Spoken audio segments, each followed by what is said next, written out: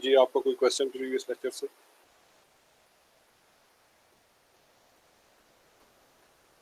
Okay, ये slide हम लोगों ने डिस्कस कर ली थी last time, that how colours are made.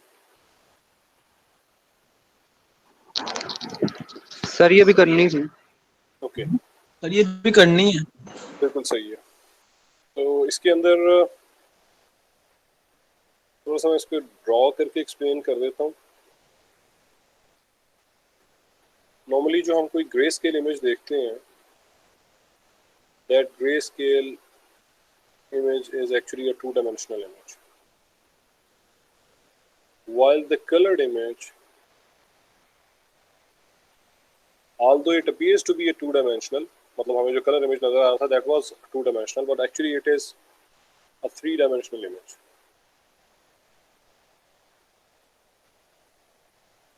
And within this three-dimensional image, the first layer represents the participation of red color, the second one represents the participation of green color, and the third one represents the participation of blue color. So whenever such an image, which is a 3D image, is displayed on the screen, the operating system knows it and it displays colors instead of grayscale while showing such kind of an image. और इसके अंदर अगर suppose मुझे जो image दिख रहा है, जो कलर्ड इमेज मुझे दिख रहा है, वो इस तरह का टू डायमेंशनल इमेज है और उसके अंदर सपोज इस एरिया के अंदर कलर हमें रेड दिख रहा है, then this area is appearing to be red just because the participation of red at the same place is highest as compared to the green and blue. That's the reason why it appears to be a red colored area. Coming back to the original slide, हमें यहाँ पे नजर आ रहा है we can see these red colored flowers. और आप अगर इन्हीं जगहों पे देखें, रेड के फ्रेम में वहाँ पे मैक्सिमम पार्टिसिपेशन है, means the values are maximum, which is white, which is 255 in terms of describing a grayscale image in 8-bit, whereas in the green plane the participation at that place is almost zero because they are appearing to be black. Similarly, in the blue plane, the same area is again having almost zero values. So उन्हीं pixels की green और blue की participation बहुत कम है या almost zero है, जबकि red की मैक्सिमम है. दैट्स द रीजन व्हाई वो एरिया जो है कलर्ड इमेज के अंदर रेड दिख रहा है. Now if we talk about the leaves, although ये लीव्स प्योर ग्रीन नहीं है, बट स्टिल इन लीव्स वाले पिक्सल्स में आपको ग्रीन के प्लेन की वैल्यू हायर नजर आएंगी as compare to the values at the same place in blue plane और द रेड प्लेन. अगर ये प्योर ग्रीन होते तो आपको ग्रीन प्लेन के अंदर उन्हीं पिक्सल्स पे ऑलमोस्ट वाइट कलर दिखता. तो चूंकि ये वैल्यू बहुत ज्यादा हाई नहीं है, इसलिए वहां पे आपको मिडिल ग्रे वैल्यूज दिख रही हैं. So if I ask you guys कि यार एक पिक्सल के ऊपर वैल्यूज पड़ी हुई हैं 250, 30, 3 वैल्यू क्यों है? बिकॉज ये 3 डायमेंशनल है. So can you tell me what would be the colour of that pixel?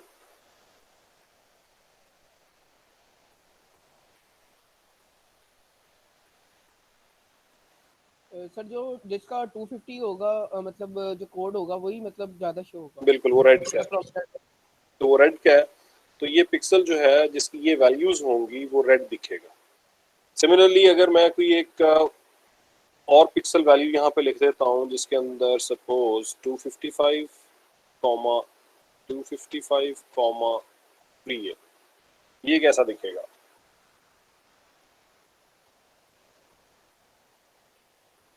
Red भी मैक्सिमम, हाँ दो कलर मिक्स हो रहे हैं. बिल्कुल, 2 कलर मिक्स हो रहे हैं. मैक्सिमम रेड है और मैक्सिमम ग्रीन है, which ultimately will show the color yellow in display. So this is how colors are made. और इसी तरह अगर मैं कहूँ कि we have a pixel having a value of suppose 128, 0 and 0, ये क्या दिखेगा?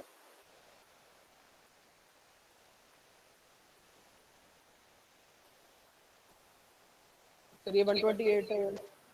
जी उसामा जमील, ये कलर कैसा दिखेगा? पूरा रेड होगा। थोड़ा रेड होगा, प्योर रेड नहीं होगा। उसामा जमील से मेरा क्वेश्चन है अब, यस सर। यहाँ पे क्या कलर दिखेगा?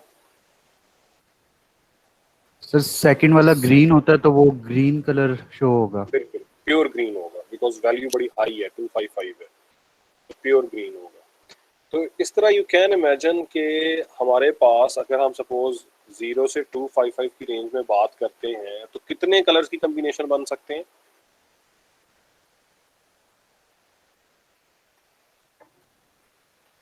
इतने कलर्स के कम्बिनेशन जो है वो एग्जिस्ट करते हैं। तो थोड़ा बहुत वैल्यू को वेरी करके उनके मिक्सचर से डिफरेंट कलर्स रिप्रेजेंट करते हैं।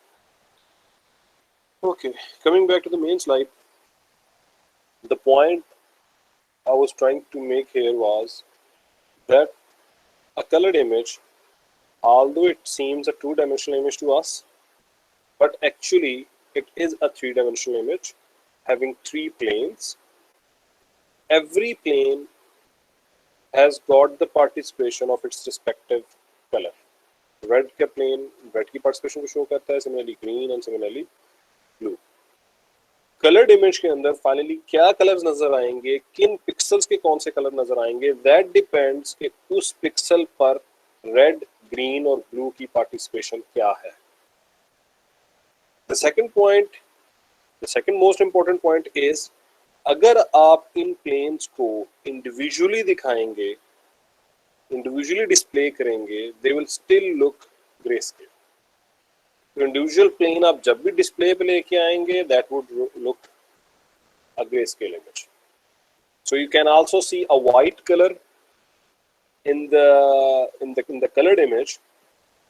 The white color is there because in pixels की values red में, green में और blue में सब में maximum है, and that's the reason कि जब सारी की सारी values maximum हो, like कि मैं यहाँ पे लिख दूँ 255, 255, 255, तो ये वाइट कलर बनेगा, प्योर वाइट कलर बनेगा।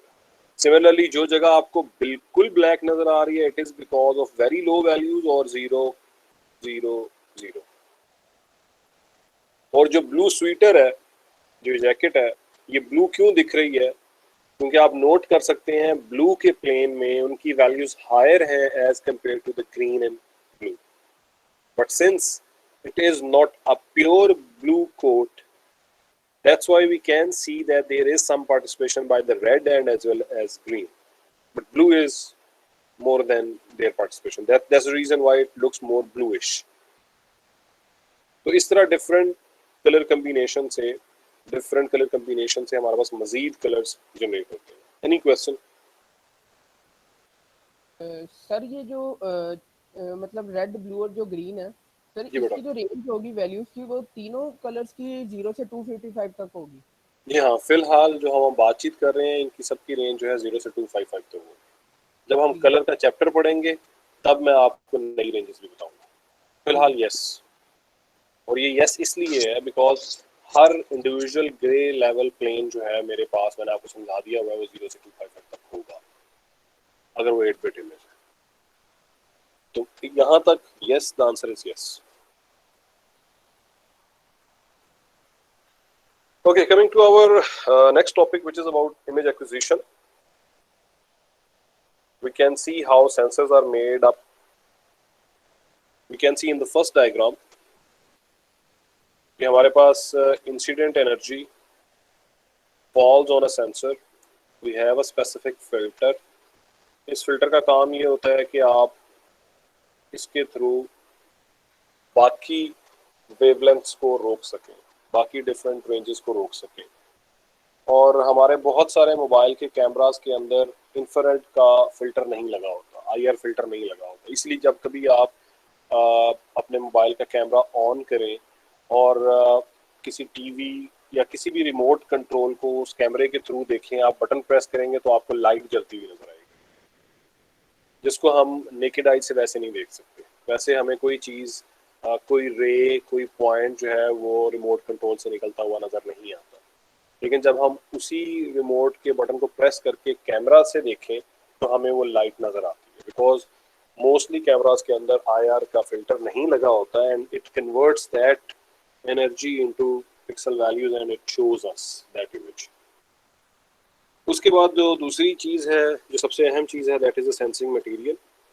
This material is actually responsible for converting the incident energy into current. और ऑफ कोर्स किसी भी सेंसर को एक्साइट करने के लिए हमें उसको पावरिंग देनी पड़ती है। कोई ना कोई एक हाउसिंग होती है जिसके अंदर ये सारी की सारी चीज़ें जो है वो इंक्लोज्ड होती हैं, और जो आउटपुट है किसी भी सेंसर से, that is a voltage waveform as an output. Voltage जो है उसमें से आउट होती है। This is how a sensor is made up of. This is how a sensor functions. Incident energy ultimately gets converted into voltage. The sensor needs a power for exciting it. The sensing material is packed within a housing, and a filter is sometimes part of that sensor which stops certain wavelengths. अब ये sensors arrange कैसे होते हैं? Sensors इस तरह भी arrange हो सकते हैं कि एक पूरी स्ट्रिप हो और उस स्ट्रिप के ऊपर मल्टीपल सेंसर्स जो हैं वो लगे हों। आप लोगों ने कभी ये इस तरह सेंसर्स की रिप्रेजेंटेशन देखी हुई है लाइन सेंसर की?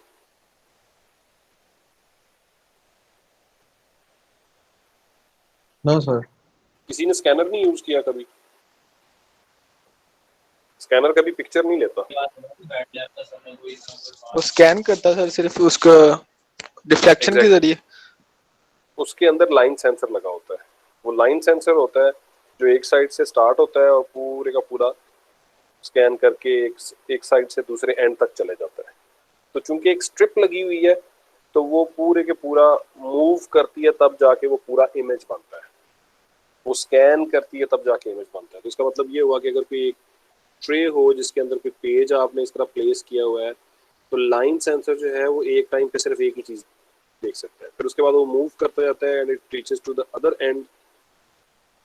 मूव करता करता करता यहाँ पहुंचता है तो फिर आपके पास उस पिक्चर का, पेज का पूरा एक स्कैन आपके पास आता है। एक और अरेंजमेंट जो सेंसर्स की हो सकती है, दे आर एरे सेंसर्स। तो अगर हमारे पास स्कैनर के अंदर सपोज एरे सेंसर्स लगे हों तो फिर स्कैनर के अंदर किसी चीज को मूव करने की जरूरत ना पड़े, वो एक ही दम पिक्चर ले ले, जैसे कि कैमरा पिक्चर लेता है। तो कैमरास के अंदर नॉर्मली जो सेंसर्स की अरेंजमेंट होती है वो अरे की फॉर्म में। इमेजिंग सेंसर का जो गोल है, that is converting the electromagnetic energy जो इंसिडेंट है इनटू इलेक्ट्रिकल सिग्नल्स, और फिर इन इलेक्ट्रिकल सिग्नल्स को प्रोसेस किया जाता है, इन्हीं को डिस्प्ले किया जाता है और इन्हीं को इमेज समझा जाता है, और इनको एक्चुअली वैल्यूज दी जाती हैं। वैल्यूज कैसे दी जाती हैं? वैसे ही जैसे मैंने आपको क्वांटाइजेशन समझाई थी कि पहले तो ये डिफाइन हो कि कितने ग्रे लेवल्स हैं, और फिर आने वाले करंट को based on the intensity of that current values में कन्वर्ट कर दिया जाए। तो अगर किसी सेंसर से करंट नहीं आ रहा तो इसका मतलब है कि उस स्पेसिफिक एरिया पे जीरो करंट है और उसको ग्रे लेवल वैल्यू मिल जाएगी जीरो। और अगर किसी जगह के ऊपर मैक्सिमम वोल्टेज आई तो उसको वैल्यू असाइन हो जाएगी 255। तो इसी तरह जैसे जैसे वेरिएशन होगी उस वोल्टेज के अंदर, वैसे वैसे आपको ग्रे लेवल्स में उसको क्वांटाइज करना होगा। कॉमनली जो टेक्नोलॉजीज यूज की जाती हैं इमेजिंग सेंसर्स में, उनमें पहली है चार्ज्ड कपल डिवाइसेस, सीसीडीज। और सीसीडीज नॉर्मली ये वो एक्सपेंसिव सेंसर्स हैं जो कि प्रोफेशनल कैमरास में यूज होते हैं। और जो CMOS है, which is complementary metal oxide semiconductor, ये बहुत ही मिनिएचर फॉर्म में होते हैं, and that's the reason why we get 20, 30, 10, 15 megapixels in our mobile in a small space. तो ये जो सीमोस टेक्नोलॉजी है, ये चूंकि मेटल ऑक्साइड सेमीकंडक्टर है, तो ये बहुत ही छोटे साइज की, जिसकी वजह से ज़्यादा पिक्सल्स या ज़्यादा से ज़्यादा सेंसर्स पैक किए जा सकते हैं with in a small space. Now let's discuss a bit detail about these two. CCD array cameras जो होते हैं, उनके अंदर CCD sensor is actually made up of an array of light sensitive cells, जिनको हम फोटोसाइट कहते हैं, और ये बेसिकली सिलिकॉन से बने होते हैं. And each of these light sensitive cells produces a voltage, and that voltage is proportional to the intensity of light which is falling on it. And every element within this array is linked to the other element. So we call it charge coupled. And these charges, when they are read, जब इनको हम पढ़ लेते हैं, read out करते हैं, these charges are transferred serially out of the array. And how is that done? By shifting charges from one element to the other element. Let me give you an explanation of how it is done. हमारे पास एक array of sensors है, जिसके अंदर आपके पास ये सारे वो cells हैं, और जितनी लाइट इनके ऊपर पड़ रही है उसके प्रोपोर्शन ये अपना करंट जनरेट करते हैं. लेकिन ये उस करंट को with in that area save करने की अहलियत रखते हैं, इसीलिए इनकी नेचर जो है वो कैपेसिटिव है, जिस तरह कैपेसिटर की होती है. ये कैपेसिटिव नेचर के हैं, ये अपने पास उस करंट को सेव करते हैं. और जब हमने रीड आउट करना है तो हर एक लाइन जो है वो कनेक्टेड है, और चार्ज जो ट्रांसफर होता है दैट इज, इसका चार्ज पहले ट्रांसफर होगा, फिर इस सेल से इस सेल में चार्ज आएगा, इस सेल से इसमें आ जाएगा, इससे इसमें आ जाएगा. तो ये सीरियली रीड किया जाता है. जबकि जो हमारी जिस तरह हमने वो पढ़ी हुई है रैम का हर बाइट जो है वो वाइड होता है, हम डायरेक्टली वहां से रीड कर सकते हैं. मतलब रैम के अंदर सेलेक्टिव रीड पॉसिबल होता है. आप एक सर्टन एरिया से सिर्फ चीज चाहते हैं तो वो पॉसिबल होता है. इसके बरअक्स ये वाली जो टेक्नोलॉजी है ये चार्ज कपल्ड होती है, इसमें जो करंट है वो सीरियली मूव आउट होता है. जबकि जो सीमोस रे सेंसर्स होते हैं वो स्टैंडर्ड सेमीकंडक्टर प्रोडक्शन लाइन से प्रोड्यूस होते हैं, और कहा जाता है कि ये एक्टिव पिक्सल आर्किटेक्चर है. एक्टिव पिक्सल आर्किटेक्चर इसलिए कि जो फोटो डिटेक्टर है और एम्पलीफायर है वो दोनों को दोनों हर पिक्सल के अंदर ही फैब्रिकेटेड होते हैं. अच्छा, अब चूंकि ये बहुत मिनिएचर है तो इसका जो करंट प्रोड्यूस होता है वो करंट भी बड़ा माइन्यूट प्रोड्यूस होता है. अब उस करंट को अगर हम उस तरह चार्ज कपल की तरह ट्रांसफर करना शुरू कर दें तो ये तो सर्किटरी में ही डाई आउट कर जाएगा. तो इसलिए वहां पे एम्पलीफायर भी लगा होता है विद इन द पिक्सल, और उस एम्पलीफायर का काम ये होता है कि उसने उस स्पेसिफिक करंट को एम्पलीफाई करके आउट करना है. और दूसरी अहम बात इसमें ये है कि चूंकि हर एक जगह पे एम्पलीफायर लगा हुआ है तो आपके सारे के सारे पिक्सल जो हैं वो वायर्ड है, सारे के सारे पिक्सल वायर्ड है. तो आप सेलेक्टिव रीड भी कर सकते हैं, एट द सेम टाइम आप सारी की सारी वैल्यूज जो हैं वो पिक कर सकते हैं. ये उस तरह नहीं है जैसे कि हमारे पास चार्ज कपल्ड में होता है. लेकिन इस सर्किटरी का, ये जो एम्पलीफायर की सर्किटरी है, इसका with in the pixel pack होना इसकी क्वालिटी को खराब भी करता है. वो कैसे? जब भी आपकी सर्किटरी इन्वॉल्व होगी तो ये हमेशा नॉइज पैदा करेगी. फॉल्टी स्विचिंग की वजह से ऐसे इमेजेस में नॉइज आते हैं. इसलिए जो हमारे प्रोफेशनल फोटोग्राफी के लिए कैमरास यूज होते हैं उनके अंदर कभी मेगा पिक्सल्स की दौड़ नहीं होती, और उसके इमेजेस जो लिए जाते हैं they are far more noise free as compare to the images taken by our mobile phones. और मोबाइल फोन का इमेज भी आपको बड़ा ज़बरदस्त लग रहा है क्योंकि उसके अंदर 20 मेगापिक्सल थे, और वो जब स्क्रीन पे फिट होता है तो आपको सब अच्छा नजर आता है. अगर कभी आप उन पिक्चर्स को जूम इन कर करके देखोगे तो उसके अंदर बहुत सारी नॉइज होती है जो पिक्चर्स हम अपने मोबाइल कैमरा से लेते हैं. और फिर इनकी क्वालिटी भी मोबाइल टू मोबाइल वेरी करती है। आपके पास एक मोबाइल है जिसके 10 मेगापिक्सल कैमरा है और उसकी प्राइस कम है, दूसरा मोबाइल है उसकी 10 मेगापिक्सल प्राइस है, उसकी 10 मेगापिक्सल उसके अंदर है और उसकी प्राइस ज़्यादा है, तो आपको उन दोनों से ली गई पिक्चर में भी वाज़े फ़र्क नज़र आएगा इन टर्म्स ऑफ नॉइस। तो चूंकि ये जो सेमीकंडक्टर प्रोडक्शन लाइन है इसके अंदर आप कॉस्ट को रिड्यूस भी कर सकते हैं और जो मटेरियल है वो एक्सपेंसिव मटेरियल के साथ उसकी कॉस्ट हाई भी हो जाती है। लेकिन इसका फ़ायदा हमें क्या मिलता है कि चूंकि इसका साइज़ बड़ा छोटा होता है, सो thousands and thousands of such sensors can be packed in within a very small space। तो इसी वजह से हम देख रहे हैं कि वही मोबाइल फ़ोन जो हमारे 2 मेगापिक्सल के कैमरे से स्टार्ट हुए थे अब जो है वो they are normally have reached to up to 50 megapixel cameras।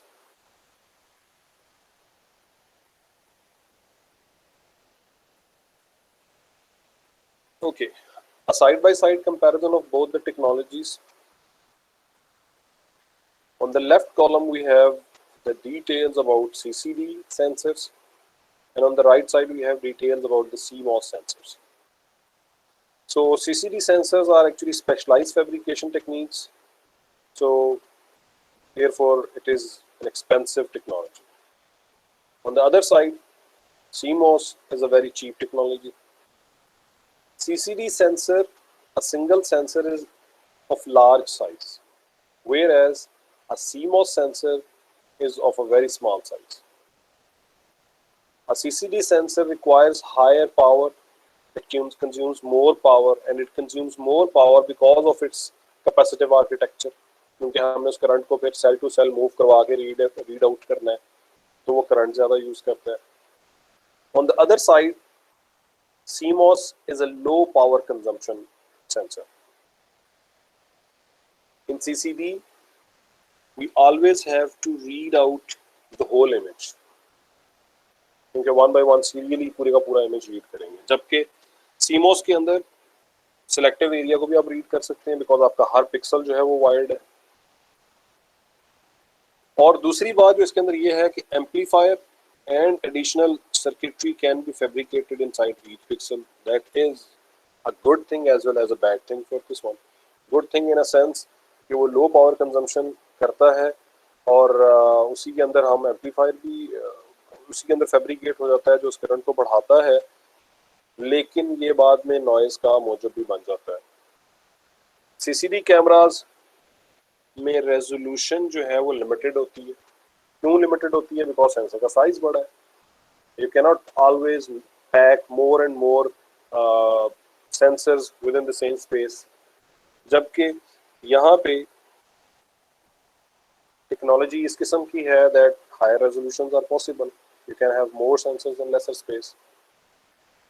CCD के इमेजेस साफ सुथरे होते हैं, हायर क्वालिटी के होते हैं because of less on chip circuitry, therefore lesser dark currents and lesser noise. But for CMOS, we have strong noise due to higher dark currents because of more on-chip circuitry. Even the amplifier is just fabricated along with the sensor, which creates more noise.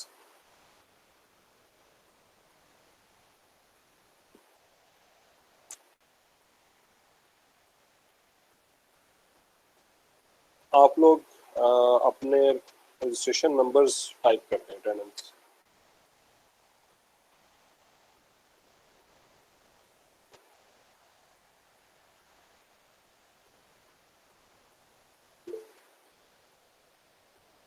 Okay, we just compared two sensor technologies. One of them is CMOS, the other one is CCD technology. Now coming to the point that how color images are acquired. So there are many different patterns which have been used to acquire colored images. इनमें से जो सबसे पहला हम देख रहे हैं उसके अंदर एक व्हील टाइप बेसिकली सेंसर एक है और फिर एक व्हील है जिसके ऊपर मल्टीपल फिल्टर्स लगे हैं। तो वो एक दफ़ा एक जगह पे आता है उसमें से सिर्फ रेड की वेवलेंथ गुजर जाती है, बाकी सारी वेवलेंथ जो है वो रुक जाती है। तो वो रेड रीड हो गया, फिर ये मूव होता है, ब्लू आगे आ जाता है, तमाम वेवलेंथ्स रुक जाती हैं, सिर्फ ब्लू पास कर सकता है, ब्लू रीड होता है, फिर इसी तरह ग्रीन रीड होता है, और फिर इसी तरह जनरली ग्रे स्केल रीड होता है। एक और सेटिंग कलर इमेज रिक्वायर करने की ये है that you have a prism and you have 3 different sensors, one for each color to detect the participation of each color. और इस प्रिज्म में से हर एक वेवलेंथ अपनी कैरेक्टरिस्टिक्स की बेस के ऊपर डिफ्रैक्ट होके उस सेंसर पे जाके पड़ती है जो उसको कैप्चर कर लेता है। Third and the most widely used way is to have an array of sensors, जिसके अंदर सपोज एक पूरे का पूरा कॉलम सेंसर्स का वो सिर्फ रेड को डिटेक्ट करता है, साथ वाला कॉलम ग्रीन को करता है, फिर ब्लू को करता है, फिर वो रिपीट हो जाता है। इसको हम स्ट्राइप फिल्टर पैटर्न बोलते हैं। और एक और पैटर्न भी एग्जिस्ट करता है सेंसर्स की अरेंजमेंट का, इसके अंदर आपके पास ग्रीन है, फिर ब्लू है, फिर ग्रीन है, फिर ब्लू का सेंसर है, रेड है, ग्रीन है, और इस तरह the sensors of green are almost twice the sensors of other colours because green की रेंज ज़्यादा होती है. This is known as Bayes filter pattern.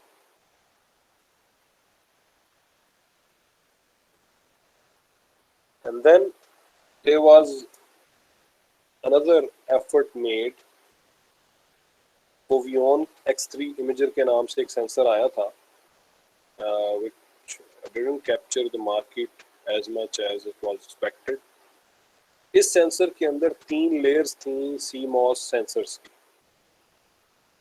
and every layer out of them absorbed the specific wavelength of light. यानी कि सबसे पहली layer जो है वो ब्लू की जितनी इंफॉर्मेशन थी उसको अब्जॉर्ब कर लेती थी, और बाकी सारी की सारी जो एनर्जी थी that pass through it. Next layer जो है वो ग्रीन को अब्जॉर्ब करती थी, and third one absorb the red participation. तो this was a single shot camera for the 3 colours, लेकिन इसने अपनी मार्केट को इस्टेब्लिश नहीं की। You can search more about it and read more about it online. This is just to give you an idea कि CCD के जो sensors हैं वो उनका साइज क्या होता है, बिकॉज CMOS तो मिनिएचर है, मतलब प्रॉब्ली 1 मिलीमीटर के फासले के अंदर पता नहीं कितने 100 CMOS सेंसर पैक हो सकते हैं। लेकिन जो हम बात करते हैं CCD सेंसर्स की, तो CCD सेंसर्स के अंदर ये कुछ नाम, एक हेडिंग है नाम की। इस तरह एस्पेक्ट रेशो आप समझते हैं कि उसकी जो विड्थ और हाइट के आपस में रिलेशनशिप है वो किस रिलेशनशिप में है, और यहाँ पे इसका साइज बताया हुआ है कि उसकी विड्थ मिलीमीटर्स में कितनी है और हाइट मिलीमीटर्स में कितनी है। तो एक स्पेसिफिक कैमरा जो है कैनन EOS 10D 300D, इसकी एस्पेक्ट रेशो 3:2 है, और 22 मिलीमीटर बाय 15 मिलीमीटर का इसका एक सेंसर है, एक CCD सेंसर है। So you can imagine कि ये साइज में as compared to CMOS कितनी बड़ी चीज होगा।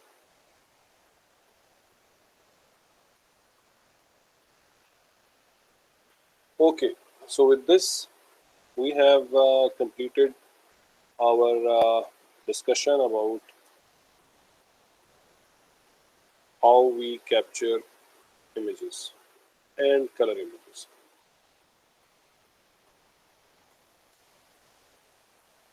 So now we are going to discuss pixels. हमने इसकी अरेंजमेंट कल के लेक्चर में डिस्कस कर ली थी, प्रीवियस लेक्चर में, कि पिक्सल्स अरेंज कैसे होते हैं। रो और कॉलम की इंटरसेक्शन पे पिक्सल की वैल्यू पड़ी होती है। A pixel is known by its location and its value.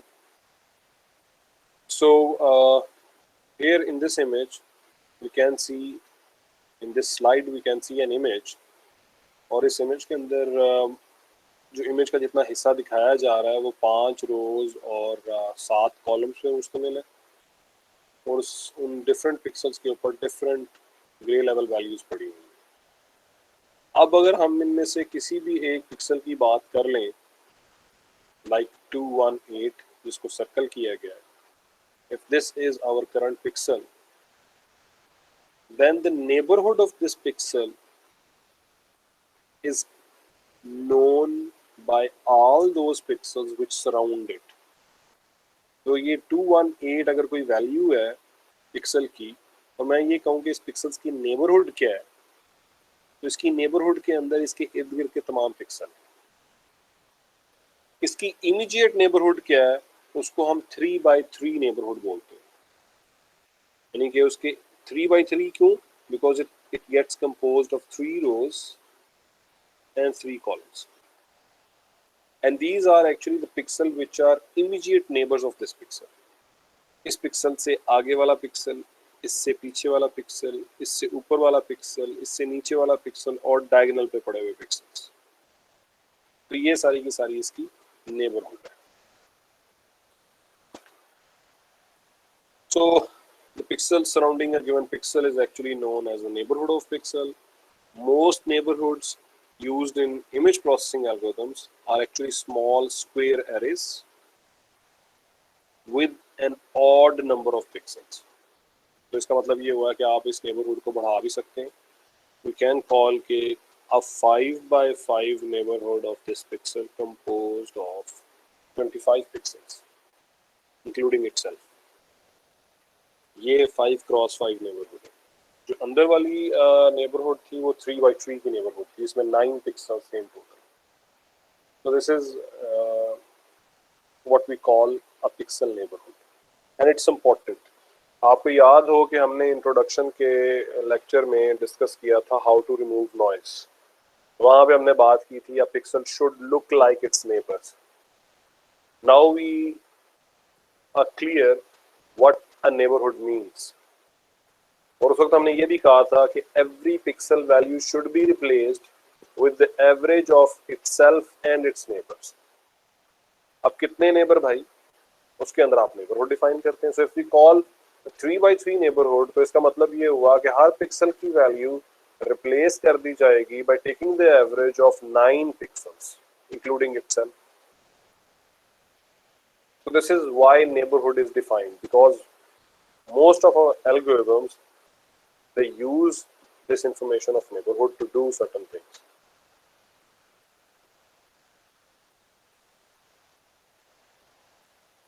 थोड़ी सी कुछ और डिस्कशन। एक certain arrangement of pixels यहाँ पे दिखाई गई है, जिसके अंदर आपके पास कुछ zeros और कुछ ones दिखाए गए। अब ये जो one सेंटर में है रेड कलर्ड, हम इसको रेफरेंस बना के डिस्कस कर रहे हैं। अगर हम ये कहें कि ये सेंटर में पड़ा हुआ पिक्सल जो है this is P, then the four neighborhood of P is actually the collection of pixels जो उससे आगे पीछे ऊपर और नीचे। This is the four neighborhood of any pixel P. Similarly, इसी इमेज से if we are talking about having the diagonal neighborhood of P, then diagonal neighborhood of P is actually the collection of pixels जो इस pixel से diagonally lie करते हैं। This is the diagonal neighborhood. And the third one is the 8 neighborhood of P. And 8 neighborhood of P is actually the union of 4 neighborhood and diagonal neighborhood. और उसके अंदर ये सारे के सारे आ जाते हैं, जैसे कि हमने पिछली स्लाइड में डिस्कस किया था 8 नेबर्स। तो ये 3 नेबरहुड्स आप लोगों को क्लियर होने चाहिए that what is meant by 4 neighbourhood, diagonal neighborhood and 8 neighborhood. Quick question.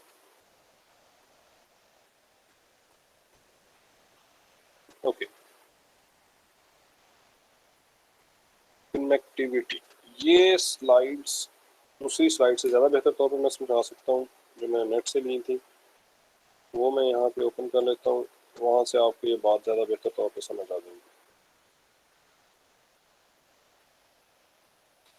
तो ये स्लाइड्स मैंने इंटरनेट से ली हैं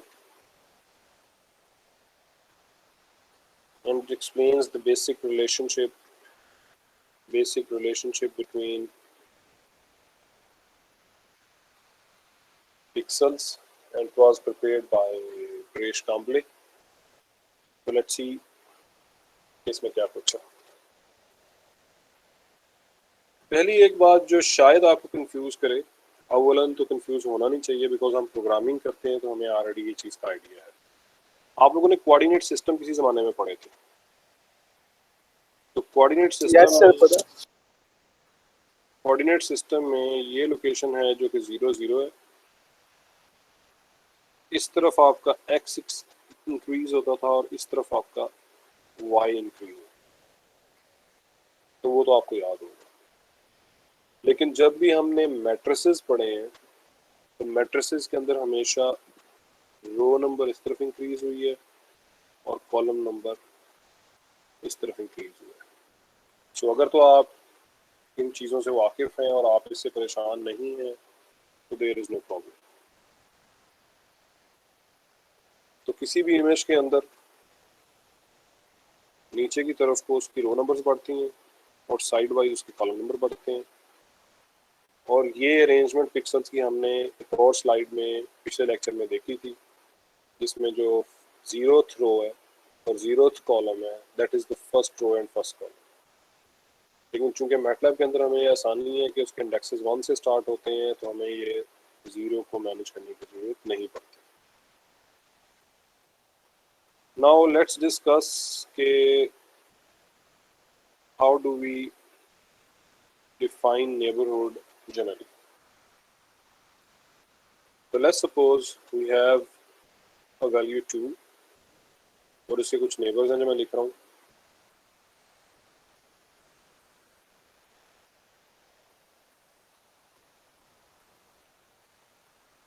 अब जो मेरा f of x y है जिसको मैं कंसिडर कर रहा हूँ दैट इज द वैल्यू 2।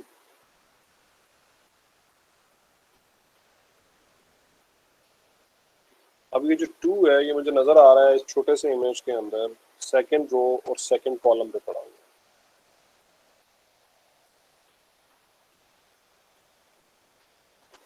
अब अगर मैं यहाँ पे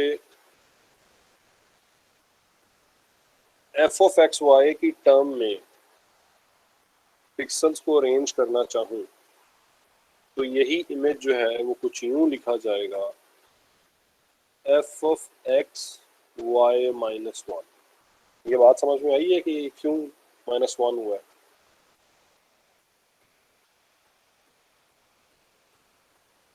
नो सर, क्योंकि ये लोकेशन उससे प्रीवियस कॉलम की है, तो ये एक्चुअली प्रीवियस कॉलम को रिप्रेजेंट करता है। अब्दुल मन्नान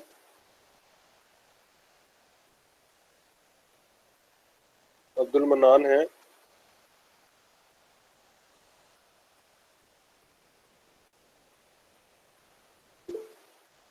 माइक ऑन कर बेटा अगर है आपके पास तो।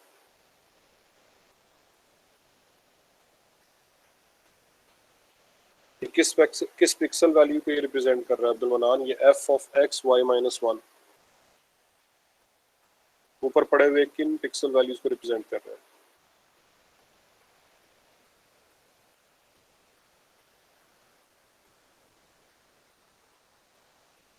अब्दुल मन्नान आपसे क्वेश्चन।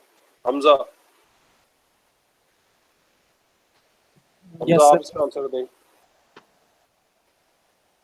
ये 6 को करेगा बेटा पिछला column f of x y जो है वो 2 को रिप्रेजेंट कर रहा है और मैंने लिखा है f of x y minus 1। Sir वो एक्स वाई कोऑर्डिनेट के हिसाब से आंसर कर रहा है, तो इसका तो ये वो क्या कौन सी वैल्यू होगी? 1 होता है, कौन सी वैल्यू होगी? 1 आएगा सर लेफ्ट साइड। बिल्कुल 1 की वैल्यू है। सिमिलरली अगर मैं इससे अगला पिक्सल लिखूं तो that would be x y plus 1। अब ये जो x y plus 1 है Sn, ये किसको रिप्रेजेंट कर रहा है? Sn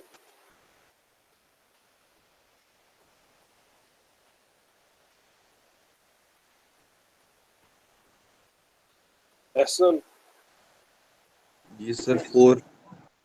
जी हाँ, ये 4 को रिप्रेजेंट कर रहा है बिकॉज अब ये वही रो नेक्स्ट कॉलम, वही रो प्रीवियस कॉलम।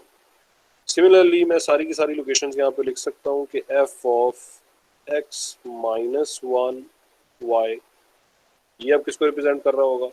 पिछली रो वही कॉलम। कौन सी वैल्यू होगी? एग्जैक्टली 5। और इसी तरह f of x minus 1 y plus 1, पिछली रो अगला कॉलम।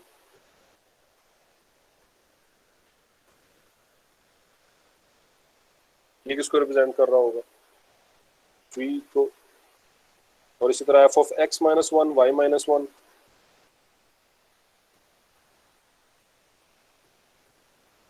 एग्जैक्टली 2 को। और ये अब आ गई जी नेक्स्ट रो x प्लस 1, जबकि previous column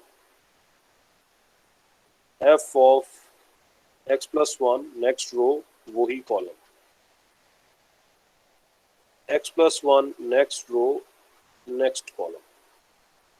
So this is how can we generically describe कि एक पिक्सल के 4 नेबर कौन से हैं, 8 नेबर कौन से हैं। अब मैंने यहाँ पे सारे के सारे जो है वो 8 नेबर लिख दिए। इनमें से अगर मुझे कोई कहे कि यार इसके 4 नेबर्स अलग कर लें, तो किसी भी f ऑफ एक्स वाई के जो 4 नेबर हैं वो बड़ी आसानी से मैं लिख सकता हूँ कि वो x माइनस 1 y है, f of x y minus 1 है, f of x y plus 1 है, और f of x plus 1 y है। ये इसके 4 नेबर्स हैं।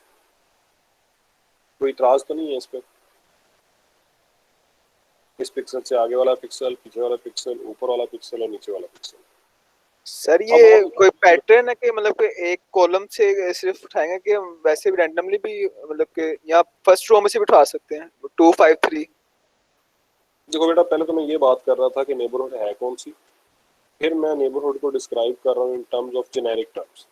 अब इसी एक्स वाई को कल को आपके फॉर लूप के काउंटर रिप्लेस कर देंगे आई जे, और आप इसी से अपनी लॉजिक लिख लोगे कि यार अगर किसी पिक्सल से प्रीवियस पिक्सल उठाना है तो मैं क्या करूँ, तो आपको पता लग जाएगा कि वो होगा आई जे माइनस 1 वाली लोकेशन हो जाएगी। नेक्स्ट लोकेशन उठानी है तो वो आई जे प्लस 1 हो जाएगी। अब जो आपका क्वेश्चन है कि जी कौन से नेबरहुड उठाने हैं, that depends on the problem you are tackling, but are we clear of how we can know कि बाकी नेबर्स कौन से हैं if our pixel of interest is located at X Y. तो इसके इर्द गिर्द बाकी पिक्सल्स ये होंगे। ऑफ कोर्स इससे भी अगला पिक्सल क्या होगा वो तो हम आगे से आगे बात चला सकते हैं, f of X Y plus 2। The point was कि किसी भी एक सेंट्रल पिक्सल के अगर 8 नेबर्स को हमें रिप्रेजेंट करना है in terms of generic position, तो वो यही बनती है जिस तरह मैं ये कहूँ कि ये वाला पिक्सल इससे पिछली रो में है और इसी कॉलम में, और इसी तरह अगर मैं कहूँ कि 4 नेबर में ये वाला पिक्सल जो है उसी रो पे है लेकिन प्रीवियस कॉलम में। आपके क्वेश्चन का आंसर मिला?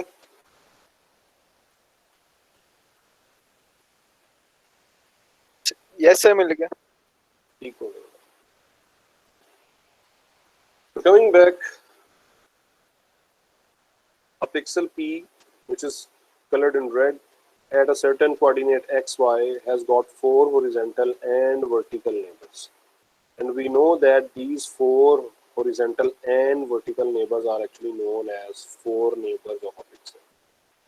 और ये भी अब समझ में आ गई है कि x plus 1y और x minus 1y और xy plus 1 और xy minus 1 क्यों है। अब अगर हम इसको डिफाइन करें इन टर्म्स ऑफ लोकेशन तो वो 2 1 0 1 1 2 और 1 0 है। So this set of pixels is known as the 4 neighbors of P, and they are denoted as 4 neighbors of P। ये हमने previous slide में भी देख लिया। And each pixel is actually at a unit distance from the center location xy, जो कि red में यहाँ पर बनाई है। Similarly, any pixel P at a certain coordinate xy has got 4 diagonal neighbors. They are known as diagonal neighbors. and they are written as ND of P, diagonal neighbors of P. और उनके coordinates क्या होंगे ये already हम calculate कर चुके हैं। और अगर हम डायगोनल नेबर्स का यूनियन ले लें 4 नेबर्स के साथ तो ये हमारे पास 8 नेबर्स बन जाते हैं, ये भी हम देख चुके हैं। अब सबसे इम्पोर्टेंट और पहला टॉपिक आता है जिसे हम कहते हैं adjacency. So by the definition of adjacency, two pixels are adjacent to each other if number one they are neighbors and number two they are similar. मैं दोबारा रिपीट करता हूँ, two pixels are known to be adjacent to each other if they fulfill two conditions. Condition number one, they are neighbors. Condition number two, they are similar. अब हम condition number 1 पकड़ लेते हैं, neighbours. कौन से neighbours? We have already seen 3 different kinds of neighbourhood. तो हम उनमें से कोई भी डिफाइन कर सकते हैं, 4 नेबरहुड भी कर सकते हैं, 8 भी कर सकते हैं, डायगोनल भी कर सकते हैं। दूसरी कंडीशन थी similarity, those pixels are similar. तो सिमिलैरिटी का मतलब ये है कि वो दोनों पिक्सल एक जैसे दिखते हों। तो किसी इमेज के अंदर कौन से पिक्सल एक जैसे दिखते हैं? जिनका ग्रे लेवल एक जैसा होता है वो ही एक जैसे दिखते हैं। तो इसका मतलब ये हुआ कि ये जो सिमिलैरिटी है ये भी हमने डिफाइन करनी है। हमने बताना है कि सिमिलैरिटी जो है वो ये है कि सारे पिक्सल 0 हों या सारे जो पिक्सल जिनको हम एडजेसेंट बना रहे हैं उनकी वैल्यू 255 हो, या कि हमारे मुताबिक सिमिलैरिटी से मुराद वो तमाम पिक्सल जिनकी वैल्यू 10 से लेके 20 तक है वो एक जैसे हैं। तो this is something which we will be deciding once we use this adjacency in some algorithm. So the first condition was they are neighbors. The second condition was that they are similar. So similarity, यहाँ पे अब multiple चीजें define की गई हैं। Similarity ये भी हो सकती है कि आप एक सेट डिफाइन कर दो v इज इक्वल टू 1। इसका मतलब ये हो गया कि अब आपने सिमिलैरिटी कंडीशन फिक्स कर दी है कि वो दो पिक्सल जिनको आप एडजेसेंट कहना चाह रहे हैं दोनों की वैल्यू 1 होनी चाहिए। या अगर आप कह दें कि सिमिलैरिटी का जो सेट v है दैट कंसिस्ट ऑफ 0 and 2, तो अब इसका मतलब ये हुआ कि जिन दो पिक्सल्स को आप सिमिलर जानना चाह रहे हैं तो उनकी वैल्यूज या 0 या 2 हो सकती है। इसी तरह आप कोई और सेट बना के कह सकते हैं कि जी उसकी वैल्यू 0 1 होनी चाहिए, या आप कोई रेंज दे सकते हैं। तो ये सिमिलैरिटी जो है हमारे कंट्रोल में है, हम अपने प्रॉब्लम के हिसाब से इस सिमिलैरिटी को सेट करें। सो बाइनरी इमेजेस में, और हमें अब पता है कि बाइनरी इमेज क्या होता है, that is a 1-bit image. 2 pixels are adjacent if they are neighbors, condition number 1, and have some intensity values either 0 or 1, जो भी हमने डिफाइन की सिमिलैरिटी। और ग्रे स्केल में नेबर्स भी हों और फिर जो इमेज है उसके कोई ग्रे लेवल्स हों, उन पिक्सल्स के ग्रे लेवल हों जो किसी एक रेंज में लाई करते हैं। पहली एग्जांपल यहाँ पे ले लेते हैं। सबसे पहले हम डिफाइन करते हैं 4 एडजेसेंसी। अब ये हम अलग-अलग क्यों कर रहे हैं? क्योंकि नेबरहुड्स भी तो अलग-अलग है। हमारे पास 4 नेबरहुड भी है, 8 नेबरहुड भी है। तो इसी तरह हम 4 एडजेसेंसी पहले देखते हैं कैसी होती है। सो दो पिक्सल, कोई भी दो पिक्सल P and Q जो सिमिलर होंगे, और अब सिमिलर क्या होता है? जिनकी वैल्यूज किसी एक सेट V में होंगी। कोई भी दो पिक्सल्स P and Q जो सिमिलर हैं वो 4 एडजेसेंट कहलाएंगे अगर Q P की 4 नेबरहुड में शामिल है। अब मैं इसको एक एग्जांपल से समझाने की कोशिश करता हूँ। फर्ज करते हैं कि हमारे पास जो सिमिलैरिटी क्राइटेरिया है वो ये कहता है कि सिमिलैरिटी की डेफिनेशन ये है, चाहे वैल्यू 0 हो चाहे वैल्यू 1 हो, ये सिमिलर है। अब अगर मैं बात करूं इस पिक्सल की, इसको मैं कह दूं कि ये मेरा P है, P पिक्सल है। अब आप मुझे बताएं कि जो पिक्सल फौरन इसके ऊपर है, ये पिक्सल इस पिक्सल से सिमिलर है? Yes sir. अच्छा, ये किसने जवाब दिया? सर मैंने। नूरलैन ने। अच्छा हमजा, आप बताओ ये क्यों सिमिलर है?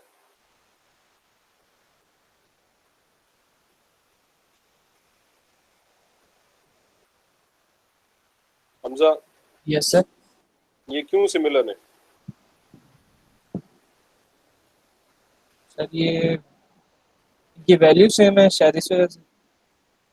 शायद इस वजह से। आप लेक्चर नहीं अटेंड कर रहे हो? कर उमर, रहा हूँ सर। Umar,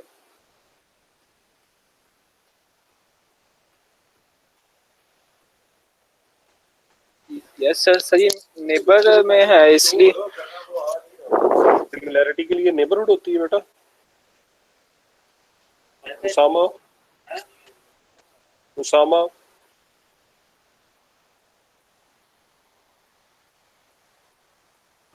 yes sir. क्यों सिमिलर है ये? सर ये वाली बात नहीं सुनी मैंने। सो ये दोनों पिक्सल सिमिलर इसलिए हैं क्योंकि इन दोनों की वैल्यू जो है that lies in V। So V की डेफिनेशन के मुताबिक चाहे वैल्यू 0 हो या 1 हो, ये सिमिलर है। तो ये दोनों आपस में सिमिलर है।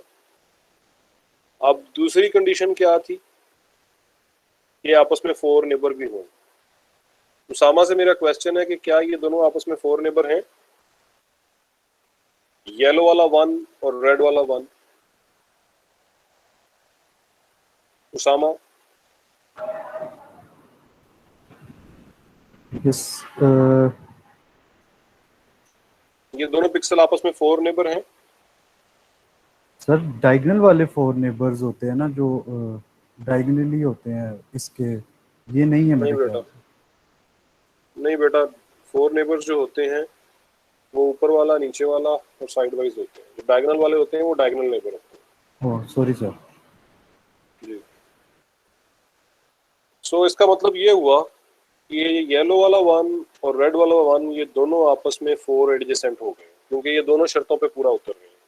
कंडीशन नंबर 1, ये सिमिलर हैं, yes they are similar. Condition number 2, क्या ये आपस में 4 नेबर हैं? Yes they are 4 neighbour. अब अगर मैं बात करूं इस ग्रीन वाले 1 की, क्या ये ग्रीन वाला 1 रेड वाले 1 का 4 एडजेसेंट है? उमर, उमर, क्या ये दोनों आपस में? ये वाले सही है वो। यस सर, ये दोनों आपस में सर 4 नेबर तो नहीं, 4 नेबर तो ये ऊपर नीचे वाले और एडजस्टमेंट में आएंगे। तो ये एडजेसेंट है आपस में, रेड वाला 1 और ग्रीन वाला 1। रेड वाला सर ये नहीं है सर। नहीं है, और ना होने की रीजन क्या है? सर वो मतलब कि वो कॉर्नर्स वाले होते हैं और इसमें सर ये जो दाएं बाएं पर सर ये इसके दाएं बाएं पर आ रहे हैं ग्रीन वाले पिक्सेल्स रेड बेटा के। ये आपस में दोनों पिक्सल, ग्रीन वाला पिक्सल और रेड वाला 1 पिक्सल जो है आपस में 4 एडजेसेंट नहीं है। 4 एडजेसेंट ना होने की रीजन सिर्फ ये है ये दोनों आपस में 4 नेबर नहीं। हालांकि ये सिमिलर है, हालांकि ये सिमिलर है, बट चूंकि ये आपस में 4 नेबर नहीं है इसलिए ये 4 एडजेसेंट नहीं है। ओके, नूर आपसे क्वेश्चन है, ये ग्रीन वाला 0 और रेड वाला 1 क्या ये आपस में 4 एडजेसेंट हैं? जी सर, ये 4 एडजस्टेंट हैं। बिल्कुल ये 4 एडजेसेंट हैं, बिकॉज ये दोनों कंडीशंस फुलफिल करते हैं। कंडीशन नंबर 1, ये दोनों आपस में सिमिलर है। अब वो बड़ा अजीब सा लगता है कि एक की वैल्यू 0 है और एक की वैल्यू 1 है, तो ये कैसे सिमिलर होगी?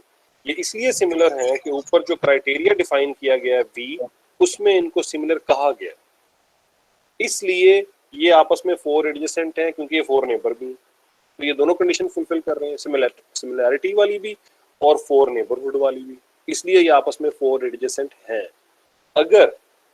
अगर मेरे पास क्राइटेरिया सिमिलैरिटी का सिर्फ 1 होता तो ग्रीन वाला 0 और रेड वाला 1 आपस में 4 एडजेसेंट ना होते, और उस वक्त 4 एडजेसेंट ना होने की रीजन सिर्फ और सिर्फ ये थी कि ये सिमिलर नहीं थे। हालांकि ये 4 नेबर थे बट ये सिमिलर नहीं थे। आपने इसी पूरे क्वेश्चन को ना रिपीट करना है by having v is equal to 1, ताकि आप लोगों की प्रैक्टिस हो जाए। फिलहाल मैं इसकी बात नहीं कर रहा हूँ। ओके, अब मैं बात कर रहा हूँ इस येलो वाले 1 की और रेड वाले 1 की, और ये क्वेश्चन मेरा है मकसूद, क्या नाम है? मोहम्मद यसर। जी मकसूद, आपसे क्वेश्चन, क्या ये येलो वाला 1 और रेड वाला 1 आपस में 4 एडजेसेंट हैं? नहीं सर, ये 4 एडजेसेंट नहीं, और उसकी रीजन क्या है? क्योंकि सर ये अपना 4 नेबरहुड में नहीं आता। 4 नेबर्स नहीं है, बिल्कुल सही आपने जवाब दिया है कि ये 4 नेबर्स नहीं है, हालांकि ये सिमिलर है, लेकिन चूंकि ये 4 नेबर नहीं है इसलिए आपस में 4 एडजेसेंट नहीं है। उसामा, आपसे क्वेश्चन है दोबारा कि ये ग्रीन वाला 0 और यस सर। रेड वाला 1 आपस में 4 एडजेसेंट हैं? सर ये 4 नेबर्स तो है, बिल्कुल ठीक है। 4 एडजेसेंट होने के लिए इसका 1 होना जरूरी है सर? नहीं बेटा, इनका सिमिलर होना जरूरी है, इनका हाँ, 4 नेबर होना जरूरी है और सिमिलर होना जरूरी है। हाँ तो फिर तो नहीं है सर, क्योंकि ये दोनों सिमिलर नहीं है। लेकिन सर ये देखो, है सेट में लाइक।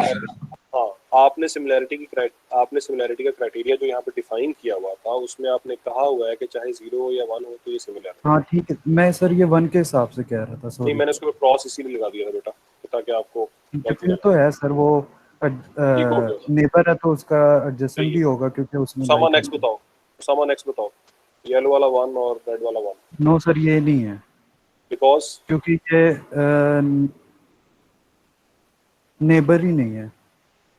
4 नेबर नहीं है, नेबर हैं, यस सर, 4 नेबर। हाँ 4 नेबर नहीं है। ठीक है, तो इतने सारे क्वेश्चंस के बाद उम्मीद है कि आप लोगों को ये क्लियर हो गया होगा कि how 4 adjacency is calculated. 4 adjacency is based on 2 conditions. One of them is being that specific neighbor. If it is 4 adjacency, then the neighborhood should be 4 neighborhood. And the other condition is that they should be similar. And similarity can be defined by us. Okay, coming to 8 adjacency. अब 8 neighbors का तो पता है सबको, ये तो बड़ा simple सा काम है। 8 नेबर्स का तो सबको पता है कि 8 नेबर्स क्या होते हैं। एक पिक्सल के इर्द गिर्द जितने नेबर हैं वो उसके 8 नेबर हैं। सिमिलैरिटी क्राइटेरिया आपके सामने इस वक्त दिया हुआ है। एसन से मेरा क्वेश्चन है, येलो वाला 0 और सेंटर वाला 2, ये क्या ये आपस में 8 एडजेसेंट हैं? एसन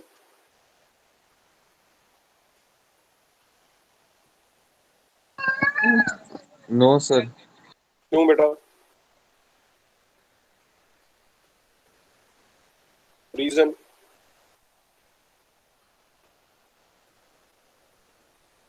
अंबल? सर वैल्यू सेम नहीं है, 0 और वो है ही नहीं वहाँ पे सर। बिल्कुल, V में। सिमिलैरिटी में नहीं है। बिल्कुल सही आपने कहा कि हालांकि ये आपस में 8 नेबर जरूर हैं, लेकिन चूंकि 0 और 2 जो है सिमिलैरिटी में डिफाइन नहीं है, तो इसलिए ये आपस में जो है वो 8 एडजेसेंट नहीं है। नेक्स्ट जो हमारे पास लोकेशन आती है that is green 1। Umar Sajjad, क्या ये ग्रीन 1 और सेंटर वाला 2 जो है ये आपस में 8 एडजेसेंट हैं? उमर सजाद? No sir. क्यों बेटा? सर ये 8 नेबर्स नहीं है आपस में। 8 नेबर्स नहीं है। 8 नेबर क्या होते हैं? सर जो डायगोनल्स में और प्लस के निशान में साथ साथ मतलब आपस में यार 8 नेबर में तो सारे नेबर शामिल होते हैं। 8 में तो डायगोनल भी शामिल होता है और 4 नेबर भी शामिल होते हैं, तो ये तो आपस में 8 नेबर हैं। तो क्या ये आपस में अब 8 एडजेसेंट हैं? यस सर, 8 एडजेंसी है कि उसमें सेट में भी उनकी वैल्यूज हैं और वो भी आपस में। बिल्कुल ठीक है, सेट में भी इनकी वैल्यूज हैं, यानी कि ये सिमिलर हैं और आपस में ये 8 नेबर्स भी हैं, इसलिए ये आपस में 8 एडजेसेंट हैं। जुबैर आप बताओ इस जीरो के बारे में। सर ये नहीं है, ये क्योंकि वो सेट में नहीं आ रहा, सिमिलर नहीं है ये। सिमिलर नहीं है, बिल्कुल सही है, 8 नेबर है बट सिमिलर नहीं। सो हमें ये भी अब क्लियर हो गया कि व्हाट इज 8 एडजेसेंसी। 8 एडजेसेंसी में दो कंडीशंस आती हैं, दोनों पिक्सेल्स का आपस में 8 नेबर होना जरूरी है और सिमिलर होना जरूरी है। सर जी बेटा। सर 8 नेबर और 4 नेबर जरा दोबारा बता देंगे सर एक मरतबा। सर जो रेड है उसके साथ जो 8 नेबर होंगे तो सारे ग्रीन ही साथ नहीं होंगे, येलो भी साथ हो सकते हैं? मैं एक बताता हूँ आपको, एक्सप्लेन करता हूँ।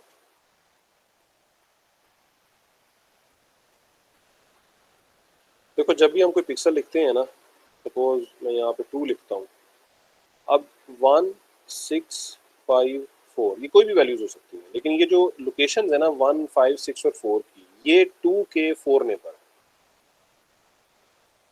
और अगर मैं बात करूं 3 3 3 और 3 की, तो ये जो चारों 3 हैं ये लोकेशन के हिसाब से 2 के डायगोनल नेबर है। और अगर मैं 8 नेबर्स की बात करूं तो ये सारे के सारे 2 के 8 नेबर है। अब बात समझ में आई? सर जो डायग्राम में वैल्यूज होंगी वो सेम होंगी? नहीं नहीं, वैल्यूज तो कुछ भी हो सकती हैं यार, वैल्यूज से तो रिलेशनशिप नहीं है। आप किस सेंस में पूछ रहे हो, एडजेसेंसी के सेंस में पूछ रहे हो? जैसे जैसे डायग्राम में सबकी वैल्यू 3 3 है। नहीं, मैंने तो कुछ भी, ये तो कुछ भी हो सकता है ना। देखो मैंने तुम्हें एक इमेज दिखाया था कल पिछले लेक्चर में, उस इमेज के अंदर किसी भी पिक्सल पे कोई भी वैल्यू हो सकती है। मेरा पॉइंट यहाँ पे डिस्कस करने का ये है कि अगर मैं किसी एक पिक्सल की वैल्यू को पकड़ लेता हूँ या एक पिक्सल को पकड़ लेता हूँ और कहता हूँ मुझे बताओ इसका एडजेसेंट पिक्सल कौन सा है, तो वो किस बेस पे आप बताओगे?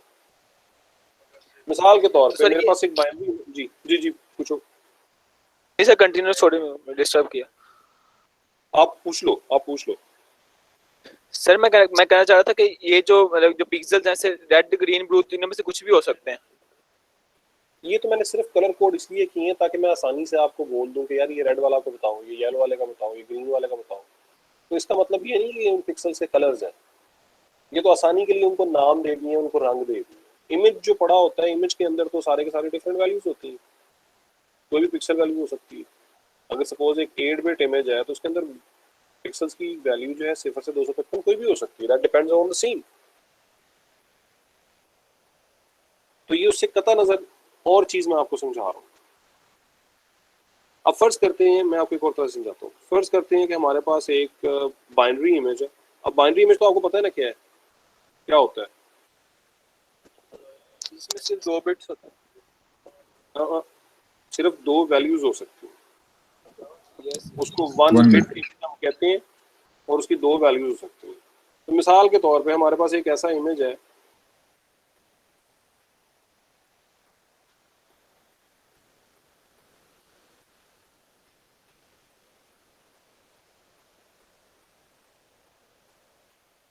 अब मुझे बताओ कि ये इमेज कैसा दिखेगा। जब ये दिखेगा तो क्या दिखेगा? ये सर यहाँ तो ब्लैक वाली हो गई, यहाँ तो इमेज जो पिक्सल होगा ब्लैक होगा, यहाँ तो व्हाइट होगा। ये एक ब्लैक इमेज होगा और उसके अंदर एक छोटी सी वाइट लाइन होगी। वो वाइट लाइन क्यों होगी? इन पिक्सेल्स की वजह से जिनकी वैल्यू 1 है। मैं बाइनरी इमेज की बात कर रहा हूँ, ठीक है? बात समझ में आई है कि इमेज कैसा क्यों दिखेगा? यस सर, ये समझ में आ गई। अच्छा, अब मैं अगर आपको कहूँ कि यार एक ऐसा एल्गोरिदम लिखो जो इस इमेज में से लाइन को ढूंढे, वो कैसे ढूंढेगा? वो उसका जनरल सा एल्गोरिदम अल्फाज में बता दो। सर जहाँ पर वो पिक्सल की वैल्यू 1 देखेगा वहां पर वो कह देगा कि ये लाइन जो आ रही है 1 में, वो तो एक पिक्सल हो गया। लाइन तो मल्टीपल पिक्सल पे मुश्तमिल होती है, उसने एक 1 पिक्सल ढूंढ लिया, अब क्या करें? सर वो पिक्सल वो स्टोर कर लेगा, बाद में बाकी पिक्सल जब तक पिक्सल खत्म नहीं होता तब तक वो ढूंढता जाएगा। जब वो खत्म होंगे फिर जहाँ जहाँ पे 1 आए पिक्सल को, सर जहाँ पे पिक्सल की वैल्यू 1 होगी 1 आए वो सारे उस लाइन का हिस्सा होंगे। Yes sir. अगर यहाँ पे 1 हो तो ये इस लाइन का हिस्सा है? नो सर, ये उस लाइन का हिस्सा नहीं है, मगर ये एक लहदा से इमेज के अंदर एक लहदा जगह पॉइंट जिसमें स्टोर। अब अपनी डेफिनेशन दोबारा रिवाइज करो। अब अगर मैंने लाइन ढूंढनी है क्या करूं? अगर लाइन ढूंढनी है सर, जहाँ पर सर कंजेक्टिवली डायगोनल्स में आ रहा है तो वहां पर कंजेक्टिवली। अब कंजेक्टिवली का मतलब है कि वो नेबर है, ऐसे ही है ना? Yes sir. ये वाला पिक्सल और ये वाला पिक्सल आपस में नेबर है, पहली बात, और सिमिलर भी हैं। बात समझ आई? Yes sir. लेकिन ये कौन से नेबर है? ये एक दूसरे के कौन से नेबर है? सही डायगोनल वाले नेबर। डायगोनल नेबर है। अब अगर आपकी डेफिनेशन में 8 एडजेसेंसी होगी तो आप डायगोनल लाइंस तलाश कर पाओगे। और अगर आपने शर्त रख दी कि नहीं यार मैंने ना सिर्फ वर्टिकल या हॉरिजॉन्टल लाइंस ढूंढनी है, तो आप वहां पे कहोगे कि जी मुझे हर पिक्सल के 4 एडजेसेंट पिक्सल ढूंढने हैं और जो मेरा वी सेट है वो मुश्तमिल है एक वैल्यू 1 पे, क्योंकि आपके मुताबिक जो जो 1 होगा वो सिमिलर होगा। और आप चूंकि सिर्फ देखना चाहते हैं डायगोनल हॉरिजॉन्टल और वर्टिकल लाइंस को, तो आपने फिक्स कर दिया कि मुझे ना आपस में 4 एडजेसेंट पिक्सल्स का मजमूआ चाहिए। तो आप ढूंढते ढूंढते पहले 1 ढूंढेंगे, फिर उस पहले 1 के अगेंस्ट देखेंगे कि क्या इसके कोई 4 एडजेसेंट है 1, कोई भी नहीं, आपका यहाँ पे एल्गोरिथम फेल हो जाएगा। अगर आप कहेंगे कि मैंने 8 एडजेसेंसी की बेस के ऊपर काम करना है, आपने पहला 1 ढूंढा, उसके बाद आपने उसकी 8 नेबरहुड में एक और 1 ढूंढा, आपने कहा ये दोनों आपस में एडजेसेंट है, लाइन के 2 पिक्सल हो गए, फिर अगले पिक्सल से आप अगले की तरफ चल पड़े, and so on, you keep following a line. अब समझ आइए बेटा कि हम ये क्यों चीज पढ़ रहे हैं? यस सर, ये समझ में आ गया। ठीक हो, थैंक यू सर। तो इसका मतलब ये हुआ, कोई मसला नहीं, इसका मतलब ये हुआ कि प्रीवियसली जो इस स्लाइड के अंदर हमने वो ग्रीन, येलो और रेड दिए हुए, इनका कोई मकसद नहीं है सिवाय इसके कि मैं आपसे क्या सीखूं कि यार मैं फलाने 1 की बात कर रहा हूं। तो ultimately these are just values. तो बाइनरी इमेज के अंदर कुछ और वैल्यूज होंगी, ग्रे इमेज के अंदर कुछ और वैल्यूज होंगी, एंड सो ऑन। तो the point was just to make you people understand when 2 pixels are going to be called adjacent. And then we have studied 2 types of adjacencies. One of them is 4 adjacency and the other one is 8 adjacency. और अब ये बात भी समझ आ गई कि binary images में 4 adjacency ढूंढने का मकसद ऐसी लाइनें शायद तलाश करना हो जो कि एग्जैक्टली वर्टिकल या हॉरिजॉन्टल हो, और बाइनरी इमेजेस के लिए 8 एडजेसेंसी डिफाइन करके शायद हम ऐसी लाइनें ढूंढना चाहते हैं जो कि डायगोनल में हो। ये बात आप सबको क्लियर हो गई है? कोई क्वेश्चन तो नहीं है? तो सर ये स्टेटमेंट बस एक बार रिपीट कर दें। कौन से वाली बेटा? बड़ी लंबी चौड़ी थी यार। नहीं, ये लास्ट जो बाइनरी वाली आपने, हाँ, बाइनरी इमेज के अंदर मैंने ये कहा कि सपोज हमारे पास एक बाइनरी इमेज है, उस बाइनरी इमेज के अंदर सपोज हमने कोई इस तरह की लाइन ढूंढनी है, तो लाजमी बात है आपको कोई यार एल्गोरिथम एक लिखना है जिसमें ना हमने एक बाइनरी इमेज के अंदर या वर्टिकल या हॉरिजॉन्टल लाइन ढूंढनी। आप उसको कहोगे कि अच्छा लाइन किस कलर की होगी, वो कह रहा है कि वाइट हो, आप फौरन कहोगे ओके बी जो है वो मेरा 1 है क्योंकि वाइट है, और मैंने जो है ना 4 एडजेसेंट पिक्सल तलाश करते करते करते करते ऐसी लाइनें ढूंढ। अब समझ आ गई बात की? जी sir. Okay. So, coming to the next topic, which is known as M adjacency. This is something new. M for multi. अब चूंकि आप बच्चे बड़े पढ़ने लिखने वाले हो, तो मैं आपको पहले इसकी रीजन समझा देता हूँ कि हम ये पढ़ने क्यों जा रहे हैं, और फिर मैं समझाता हूँ कि इसको हम करते कैसे। अभी हमने ये ताज़ा बात की थी कि अगर हमने लाइंस फॉलो करनी हो, वर्टिकल हो, हॉरिजॉन्टल हो, डायगोनल हो, तब तो समझ में आता। फर्ज करें हम किसी एक पिक्सल से दूसरे पिक्सल तक पहुंचना चाहते हैं and we have to avoid multiple paths.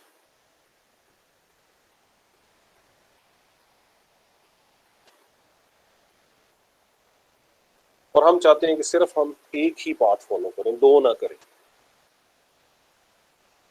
यानी कि सपोज एक पिक्सल यहाँ पे है, एक पिक्सल यहाँ पे है, एक पिक्सल यहाँ पे है। यहाँ से हम चले हैं, किसी भी रास्ते से आ रहे हैं, हम इधर से भी इधर जा सकते हैं और हम कहीं और से घूम फिर के यहाँ और इधर से भी इधर जा सकते हैं। इसको हमने अब अवॉइड करना है। हम चाहते हैं कि ऐसी सिचुएशन के अंदर सिर्फ हम एक ही पाथ अपनाएं। ऐसे एल्गोरिथम के लिए जरूरी है कि हम जान लें what is M adjacency.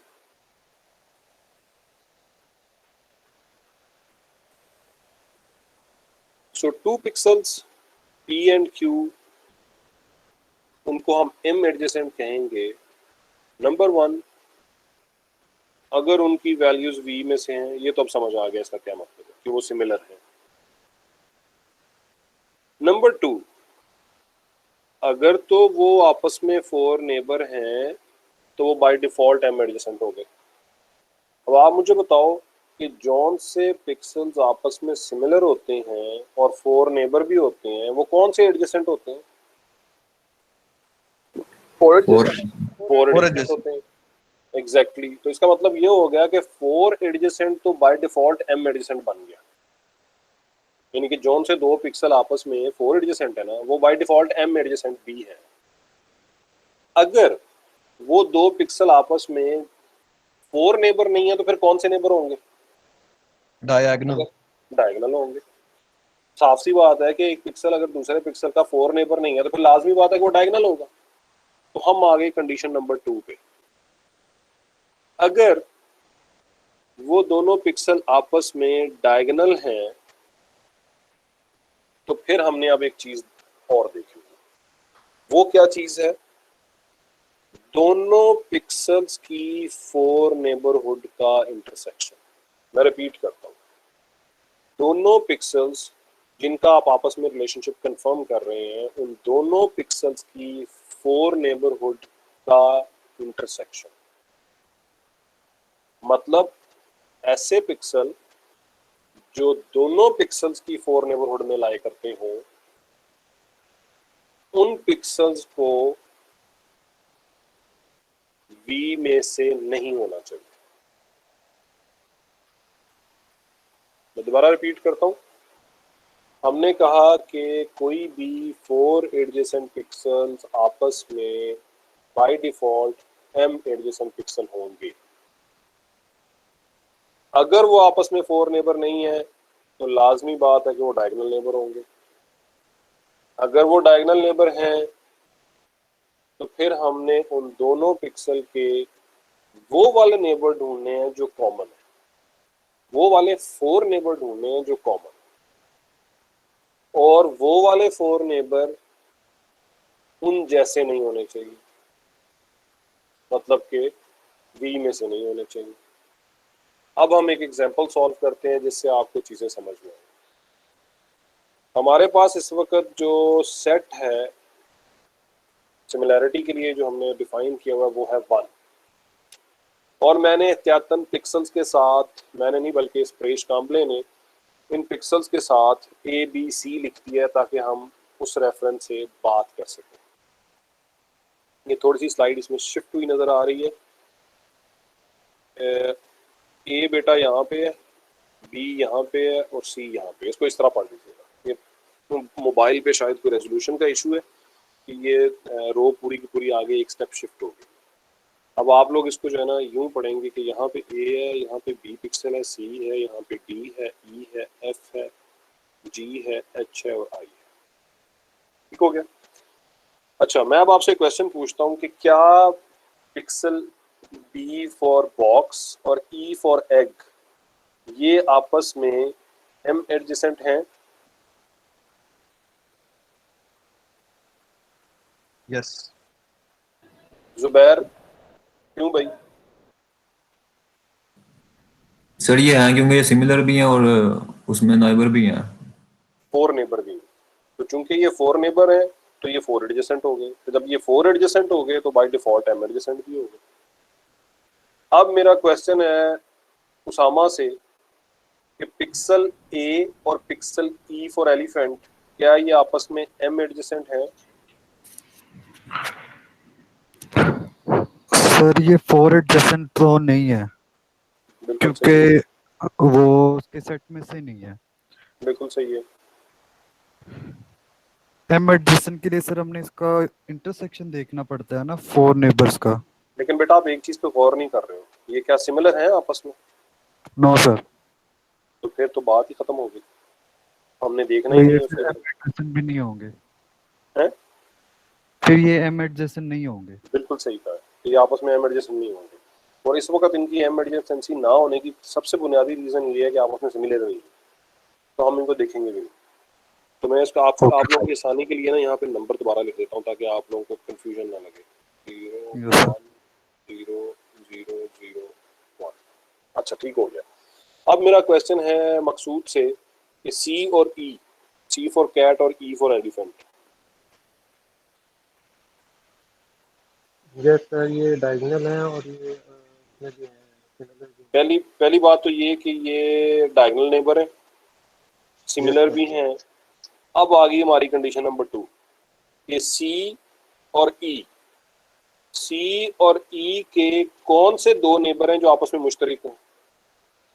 Sir B और एफ है। B और F। अब B और F पे शर्त है कि वो दोनों V में ना हो। सर बी है हमारा उसमें। B है, इसकी वजह से C और E आपस में M एडजेसेंट नहीं है। समझ आई? Yes sir. हम सर एक बात कर रहे क्वेश्चन, थे जी बेटा। सर हमने पढ़ा है कि अभी कि एम एडजस्ट अगर 4 एडजेसेंट हैं तो वो एम एडजेसेंट हैं। बिल्कुल तो ठीक अभी है, जो आपने एग्जांपल दी है उसमें जो 1 है जो सी है बेसिकली वो तो डायगोनल है। बिल्कुल सही है।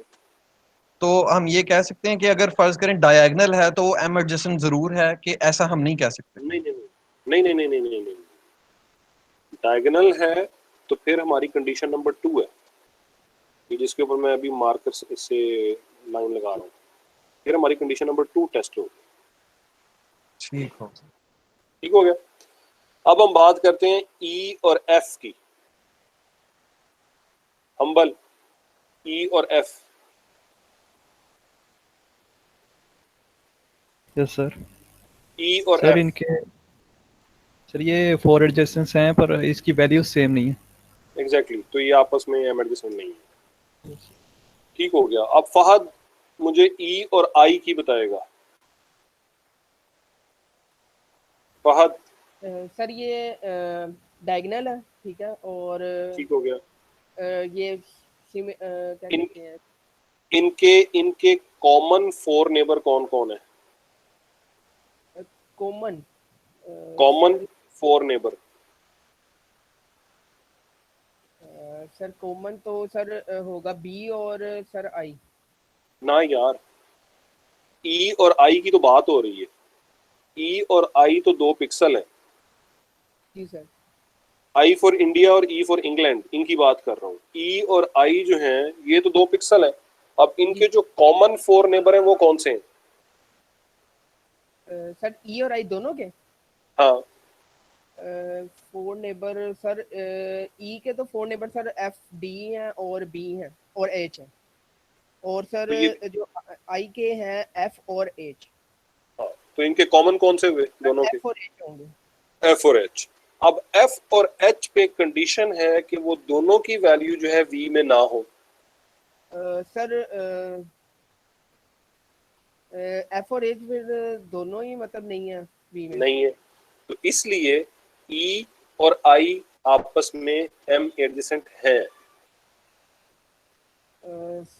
सर एक कंफ्यूजन ये आ रही है कि सर जैसे 4 एडजेसेंट आपने पहली बात की कि 4 एडजेसेंट हो और जो है सिमिलर भी हो तो वो मतलब एम एडजेसेंट होंगे।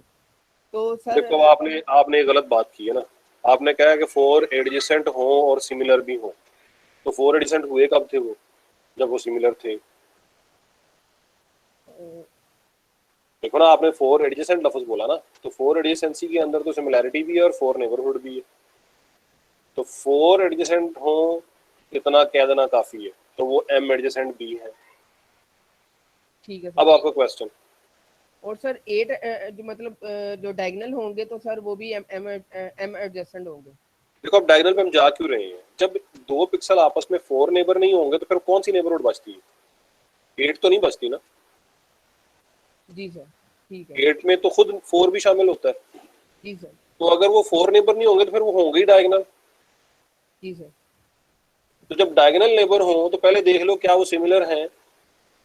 अगर वो सिमिलर हैं तो उसके बाद अगली कंडीशन क्या आ जाती है? उन दोनों के 4 नेबरहुड की इंटरसेक्शन, यानी ऐसे पिक्सल तलाश करो जो उन दोनों की 4 नेबरहुड में लाई करते हो। वो हमने ढूंढ लिए f और h। जी सर। अब ये जो f और h है ये दोनों v में नहीं है।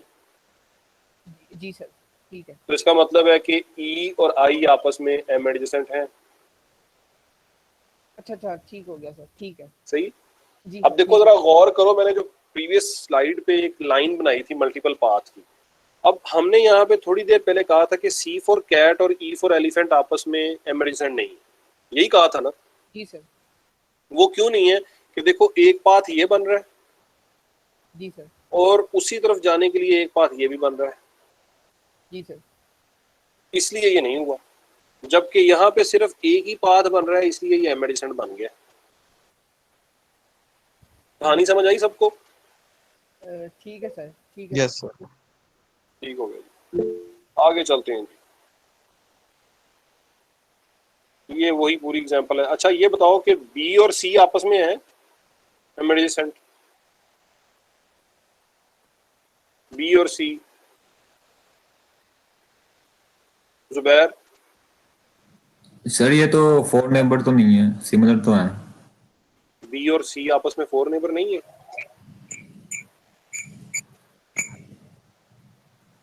सर इसमें थोड़ी कंफ्यूजन है, समझ नहीं आ रही इसकी। यार 4 नेबर कौन से होते हैं जुबैर? सर ये जो तो एक ऊपर दूसरे नीचे के और आगे साइड पीछे। पे होते हैं। हाँ तो ये दोनों एक दूसरे की साइड पे नहीं है B और C? सर एक भी कंडीशन ट्रू हो तो वो है 4 नेबर है, अगर साइड पे हो या ऊपर हो या नीचे हो। हाँ ना 4, देखो मेरा मतलब ये है कि अगर यहाँ पे एक वैल्यू 2 है और मैं फर्स्ट एग्जांपल के तौर पे ये लिख देता हूँ सारे 1, तो ये सारे 1 जो है डायगोनल है, उनमें से कोई भी 1 जो है वो डायगोनल है। यस और सर। अगर फर्ज करो मैं एग्जांपल की गर्ज से सिर्फ यहाँ पे एक वैल्यू लिख देता हूँ 6 6 6 और 6, तो ये जितने 6 हैं ये सारे के सारे 2 के 4 नेबर है। ओके सर, आगे समझ। नहीं, अब मुझे यस सर। बता कि B और C जो है वो आपस में m एडजेसेंट है? सर 4 एडजेसेंट है तो m एडजेसेंट भी होंगे। बिल्कुल सही है। 4 एडजेसेंट है तो ये ऑटोमेटिकली m एडजेसेंट भी होंगे। और ये 4 एडजेसेंट क्यों है? क्योंकि ये ये 4 नेबर सिमिलर भी भी है है। यस और सर, ये 4 सिमिलर नेबर भी। भी। बेहतरीन हो गया। ओके, ये फिर आप लोग सारे का सारा ये देख लोगे जितनी एग्जांपल है इसके अंदर। और m एडजेसेंसी की मैंने रीजन आपको बता दी कि मैंने एप्लीकेशन से स्टार्ट किया था कि क्यों हम m एडजेसेंसी देखते हैं। तो हम m एडजेसेंसी इसलिए देखते हैं कि अगर कभी हमें ज़रूरत पड़े ऐसे पाथ अवॉइड करने की जहाँ पे मल्टीपल पाथ बन रहे हो, तो वहाँ पे हम इस m एडजेसेंसी को यूज़ करते हैं। और हमें अब कैलकुलेट करनी भी आ गई। अच्छा इस एग्जाम्पल में, अच्छा फर्ज करो कि मैं कहता हूँ कि v जो है ना वो 0 भी है और 1 भी है। अब मेरा क्वेश्चन है मकसूद से कि ये जो C और E हैं ये आपस में m एडजेसेंट हैं? सर ये नहीं होंगे क्योंकि सर 1 और 0 दोनों उसमें आ रहे हैं, सिमिलर में आ रहे हैं। बिल्कुल ठीक है, नहीं होंगे, बिल्कुल सही। ओके, एडजेसेंसी से नेक्स्ट जो हमारा पॉइंट आता है दैट इज कनेक्टिविटी। कनेक्टिविटी की डेफिनेशन ये है that two pixels are said to be connected if there exist a path between them. तो मतलब ये हुआ कि अब हम बात कर रहे हैं कि एक पिक्सल कोई यहाँ पे है और एक पिक्सल कोई यहाँ पे है, तो ये दोनों पिक्सल आपस में कनेक्टेड तब कहलाएंगे जब इनके दरमियान कोई पाथ होगा। तो पाथ भी पिक्सल्स में मुश्तमिल होगा। और पाथ भी ऐसे पिक्सल्स पे मुश्तमिल होगा जो सारे आपस में एडजेसेंट होंगे।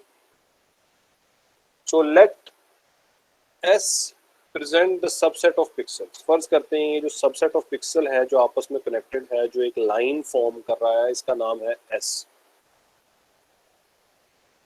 तो हम किसी दो पिक्सल P और Q को S में कनेक्टेड कहेंगे अगर P और Q के दरमियान एक पाथ एग्जिस्ट करता हो जिसमें सारे के सारे पिक्सल S के हों। तो इसका मतलब है कि दो पिक्सल कोई P और दूसरा पिक्सल Q, ये आपस में कनेक्टेड कहलाएंगे अगर इनके दरमियान एक पाथ हो और पाथ तमाम ऐसे पिक्सल्स पे मुश्तमिल हो जो S के मेंबर है।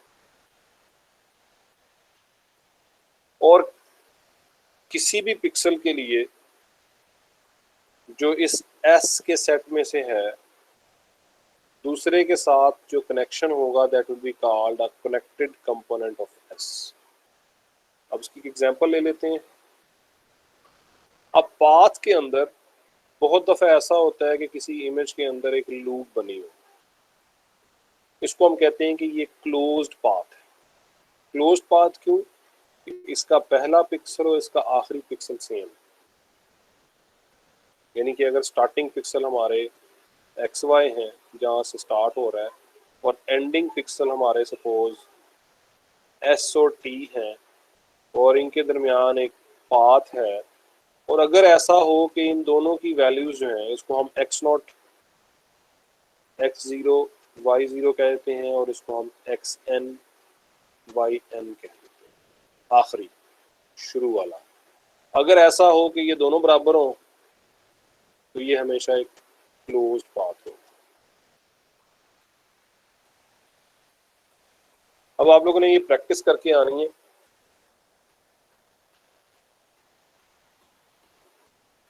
आपने P से Q तक जाना है। इस एग्जांपल में P से Q तक आप लोगों ने जाना है, यानी कि 2 से 2 तक। और पहली दफा आपने शॉर्टेस्ट 4 पाथ बनाना है। शॉर्टेस्ट 4 पाथ मुश्तमिल होगा उन तमाम पिक्सल्स पर जो आपस में 4 एडजेसेंट है। मैं दोबारा रिपीट कर देता हूँ। आप लोगों ने इस एग्जांपल की प्रैक्टिस करके कल आनी है, जो भी नेक्स्ट लेक्चर है, कि इस 2 से ऊपर वाले 2 तक जाना है और एक ऐसा शॉर्टेस्ट पाथ इख्तियार करना है जिसमें तमाम पिक्सल एक दूसरे के 4 एडजेसेंट हो और आपको सिमिलैरिटी क्राइटेरिया दे दिया गया। तो मैं एहतियातन आपको सॉल्व करवा देता हूँ। पहली दफा आप राइट पे जाएंगे, ऊपर क्यों नहीं गए? ऊपर क्यों नहीं गए? क्योंकि आगे रास्ता बंद था। हालांकि जो ऊपर वाला 2 था ये था तो सिमिलर, लेकिन इसके आगे रास्ता कोई नहीं है। रास्ता कोई नहीं का मतलब कि 3 है और 3 जो है हमारी सिमिलैरिटी में नहीं है, इसलिए इस तरफ हम जा नहीं सकते, तो हम इस तरफ आ गए। अब हमने चलना 4 है क्योंकि हम बात कर रहे हैं 4 पाथ की। अब हम डायगोनल नहीं जा सकते। अब ये नहीं हम कर सकते कि यहाँ से यूं हो जाए, ये गलत है। उसकी वजह ये है कि हमने ऐसे तमाम नेबरिंग पिक्सल ढूंढने जो आपस में 4 एडजेसेंट है। तो हम फिर राइट को होंगे, इधर से फिर हम डायगोनल नहीं जा सकते क्योंकि हम 4 पाथ पे चल रहे हैं। अब चलेंगे, अब क्या होगा?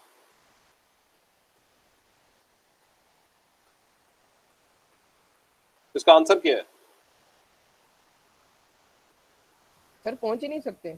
पहुंच ही नहीं सकते। So there is no direct जा ही नहीं सकते। exactly. So there is no 4 path between P and Q.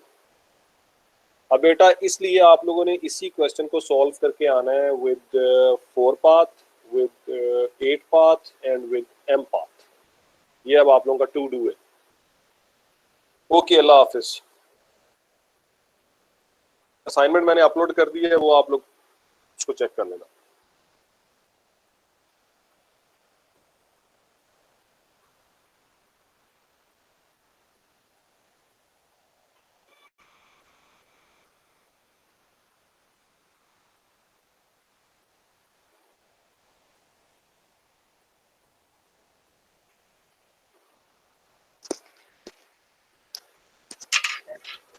Sir मेरा क्वेश्चन था छोटा सा।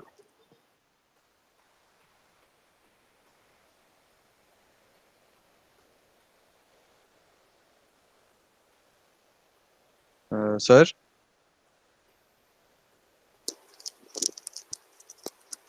Excuse me sir. नूर, आप कुछ कह रहे थे? जी सर मैंने एक चीज पूछनी थी। जी बेटा। सर हमने वो मेरे एक सीनियर ने बताया था कि आप मैटलैब पे सर के साथ काम करोगे, सही। तो इमेज प्रोसेसिंग का फर्ज करें को काम करते हैं, तो सर मैंने पूछना था कि पाइथन में हम कर सकते हैं कि या मैटलैब में ही करूं? बेटा जो प्रोजेक्ट है ना, जो सब्जेक्ट जी प्रोजेक्ट है वो आप फ्री हो, जिसमें मर्जी करो, लेकिन जहाँ तक प्रोग्रामिंग असाइनमेंट्स जो मैं दूंगा वो सारी मैटलैब की होंगी, वो मैटलैब में ही करनी होगी। और जो ठीक मैं पढ़ाते हुए एग्जांपल्स दिया करूंगा कोड की, वो भी मैं मैटलैब के कोड की एग्जांपल्स ही दूंगा। ठीक हो गया सर। और सर कोई आपके पास रेफरेंस होगा मैटलैब का, कोई यानी कि रिसोर्स मटेरियल कहाँ से वो अच्छी तरह सीखा जा सकता है? वो बेटा बेतहाशा इंटरनेट पे पड़ा हुआ है यार। मैं कोशिश करता हूँ कि मैं एक ड्राइव अगर मुझे अपनी कहीं पे मिल गई, उसके ऊपर एक अच्छे से ट्यूटोरियल थे मैटलैब के, लेकिन मैटलैब बड़ी सिंपल है यार। वो जो मैंने तुझे बुक कहा है ना, यूजिंग मैटलैब, जी सर। कुछ भी ना कर, वो बुक पकड़ ले बस।